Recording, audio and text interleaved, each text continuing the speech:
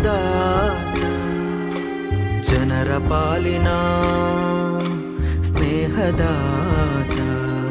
ತನ್ನುಸಿರ ಬೇಯಿಸಿ ಉಸಿರು ಕೊಟ್ಟನು ಬಿಸಿಲು ಮಳೆಗೆ ತನ್ನ ಜೀವ ತೆತ್ತನು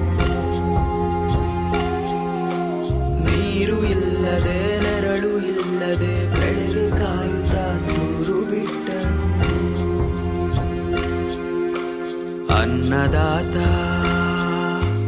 ಅನ್ನದಾತ ನಮಗೆ ನೀವೇ ದೇವದೂತ ನಿಸ್ವಾರ್ಥ ಸೇವಿನಿ ಶ್ರಮದ ಯೋಗಿನಿ ಭೂಮಿ ಬಿತ್ತುವ